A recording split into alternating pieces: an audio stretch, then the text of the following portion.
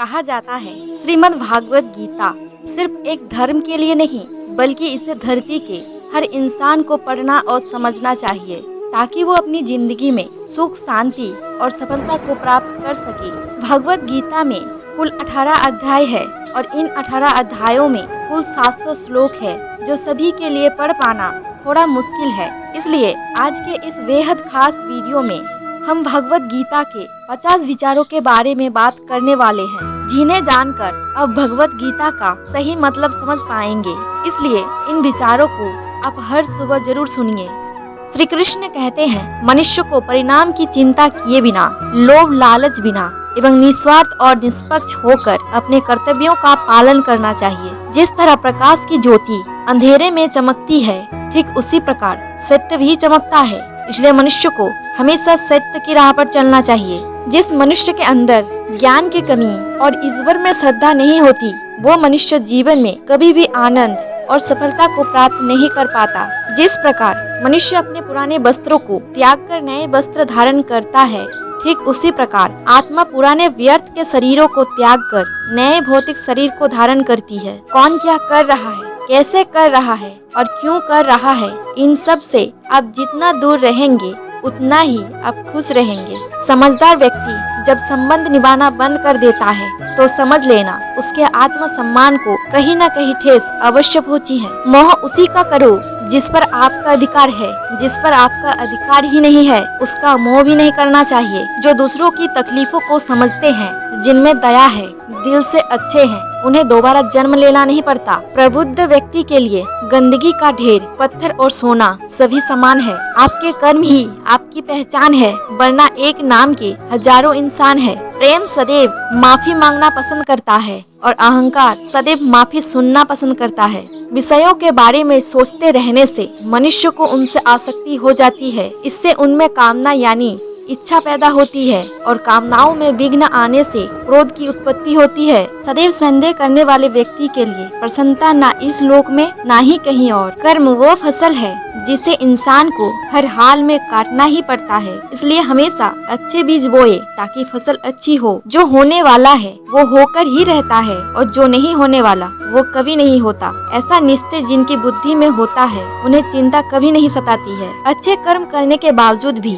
लोग केवल आपकी बुराइयां ही याद रखेंगे। इसलिए लोग क्या कहते हैं इस पर ध्यान मत दो, तुम अपना कर्म करते रहो। जितना हो सके खामोश रहना ही अच्छा है, क्योंकि सबसे ज्यादा गुनाह इंसान से उसकी जुबान ही करवाती है। गीता में भगवान श्री कृष्ण कहते हैं, हे अर्जुन, अपने परम भक्तों जो मेरा स्नेह या एक चित मन से मेरा पूजन करते हैं, मैं व्यक्तिगत रूप से उनके कल्याण का उत्तरदायित्व लेता हूँ। हे पार्थ, जो लोग भक्ति में श्रद्धा नहीं रखते वो मुझे प्राप्त नहीं कर पाते, अतः वे भौतिक जगत में जन्म मृत्यु के मार्ग पर वापस आते रहते हैं। मौन सबसे अच्छा उत्तर है किसी ऐसे व्यक्ति के लिए जो आपके शब्दों को महत्व नहीं देता है। बदल जाओ वक्त के साथ या फिर वक्त बदलना सीखो।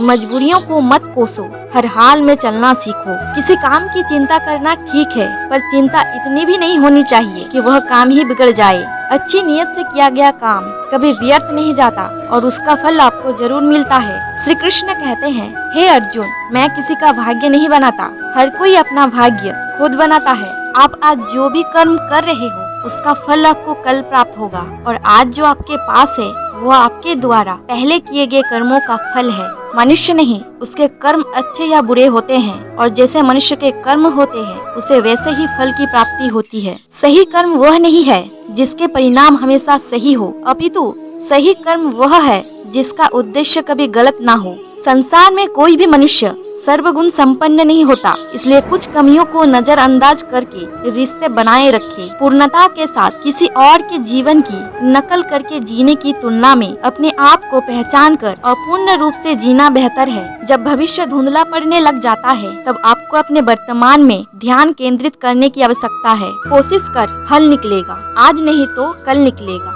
अर्जुन के तीर सा शब्द मरुस्थल से भी जल निकलेगा। मनुष्य की मानवता उसी वक्त नष्ट हो जाती है जब उसे दूसरों के दुख पर हंसी आने लगती है। समय यही सिखाता है कि जिंदगी किसी का इंतजार नहीं करती और ना ही किसी के लिए रुक सकती है। जिंदगी खेलती भी उसी के साथ है। जो खिलाड़ी बेहतरीन होता है, दर्द सबके एक जैसे हैं, मगर हौसले सबके अलग अलग है। कोई हताश होके बिखर जाता है तो कोई संघर्ष करके निखर जाता है। यदि आप अपनी गलतियों से कुछ सीखते हो तो गलतियाँ सीढ़ियाँ हैं, और नहीं सीखते हैं तो गलतियाँ सागर हैं। निर्णय आपका है, चढ़ना है या डूबना है। समस्या इतनी ताकतवर नहीं होती जितने कि हम उन्हें मान लेते हैं। कभी सुना है कि अंधेरे ने सुबह को होने ही नहीं दिया। गलतियाँ ढूंढना गलत नहीं है, बस शुरुआत खुद से होनी चाहिए। जो जितना अधिक शांत होता है वो उतनी ही गहराई से अपनी बुद्धि का प्रयोग कर सकता है। निंदा से घबराकर अपने लक्ष्य को कभी ना छोड़े, क्योंकि लक्ष्य मिलते ही निंदा करने वालों की राय बदल जाती है।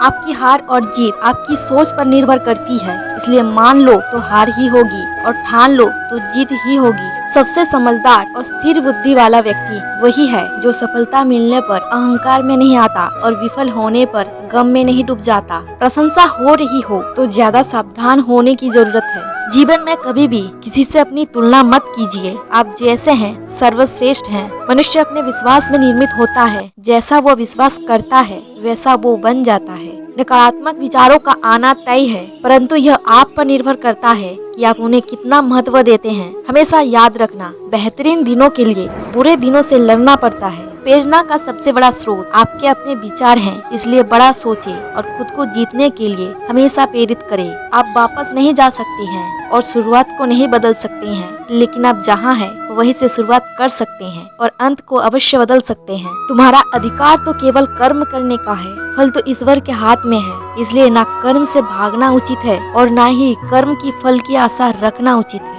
जब उम्मीदें टूटने लगे, कोई रास्ता दिखाई ना दे, तो एक बार भगवत गीता की शरण जरूर ले लेना।